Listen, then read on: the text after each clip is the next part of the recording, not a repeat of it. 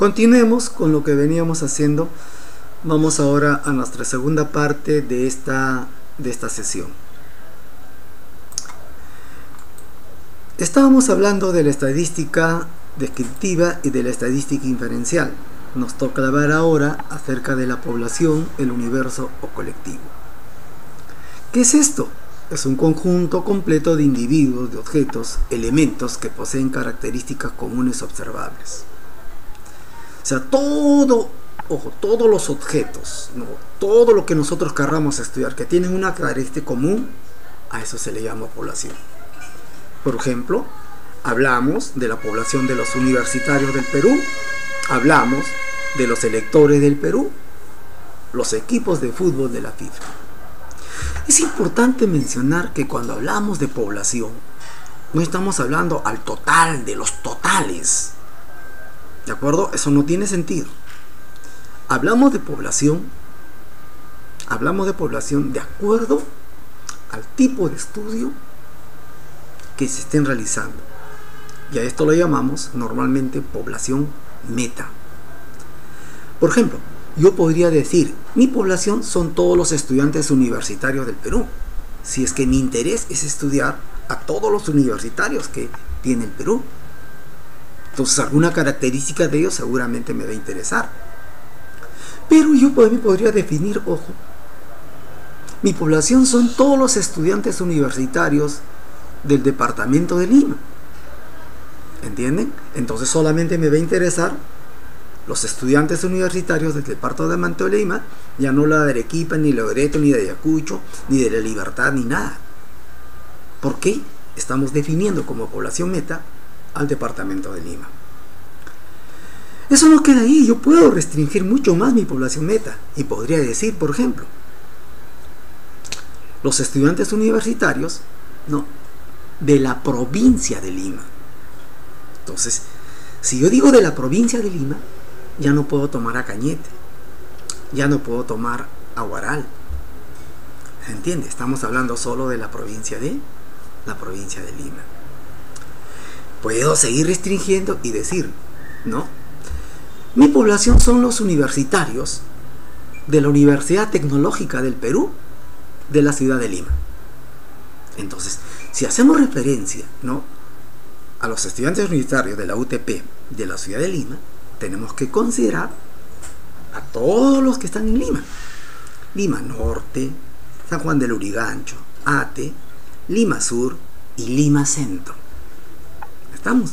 Entonces, por eso es importante saber, ojo, cómo se define con precisión a una población.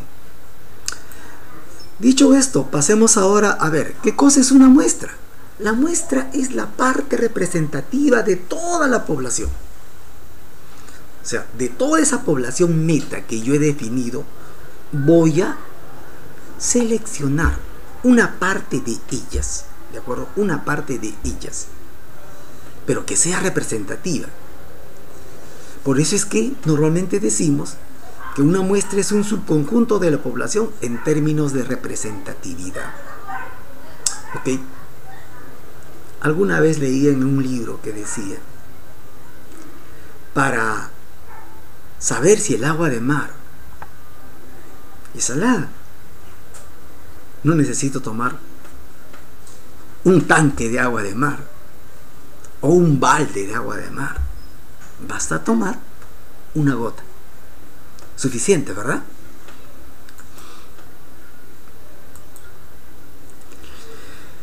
Cuando hacemos un estudio, cualquiera sea el caso, ¿no?, siempre van a haber elementos que participan en la muestra, que obviamente son parte de la población.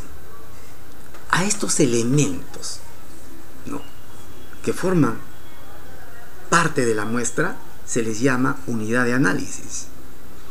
En algunos libros también lo conocen como unidad estadística, unidad de estudio, unidad elemental, unidad de información. Así se lo conoce. Entonces, de este elemento, ojo, nos interesa estudiar pues sus características. Alguna característica nos va a interesar. Resumiendo entonces, Colocando un ejemplo para entender lo que venimos desarrollando hasta ahora, si hablamos de población, podríamos señalar, por ejemplo, todas las viviendas de la ciudad. Esa sería, por ejemplo, la población. La muestra sería algunas viviendas de la ciudad, las que hayan sido seleccionadas. Y de esa muestra, la unidad elemental, o la unidad de análisis, o la unidad de estudio, como quieras, viene a ser una vivienda de la ciudad. Una sola vivienda de la ciudad. Por eso hablamos de unidad, porque estamos hablando de un elemento. ¿Ok? Por ejemplo, cuando hablamos nosotros de unidades elementales, estamos hablando de personas, de grupos humanos, de poblaciones completas, de unidades geográficas determinadas, dependiendo pues cuál sea el objeto de estudio que uno esté desarrollando. Por ejemplo, si yo hablo de un alumno, del alumno me puede interesar su sexo, su edad, su peso, su nacionalidad, etc.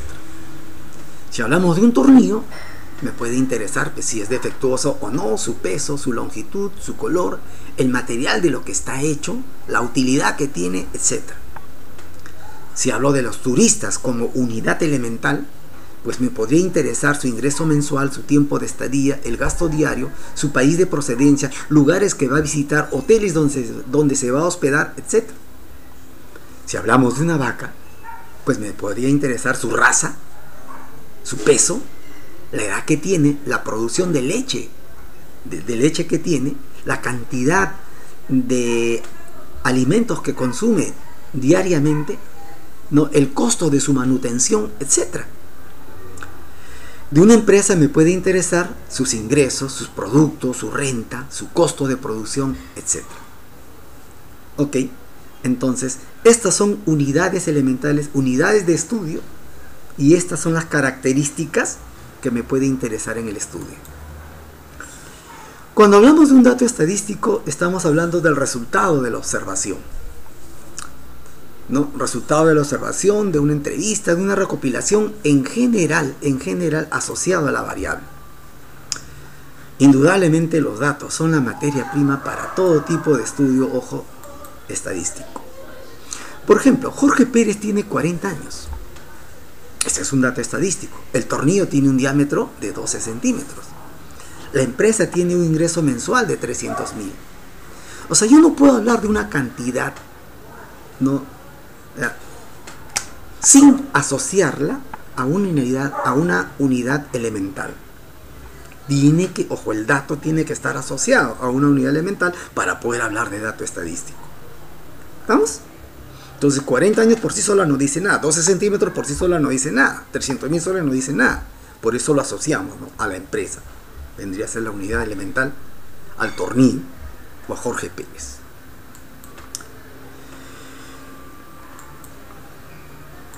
Continuemos. Cuando hablamos de observación, estamos hablando de los datos relativos a una unidad elemental. Por ejemplo, en una base de datos, una observación es el conjunto de datos de cada unidad estadística, es decir, de cada elemento. Veamos acá para aclarar esto. Por ejemplo, si hablamos de un estudiante universitario, se pueden registrar los siguientes datos que van a constituir una observación, porque estoy hablando de ese universitario.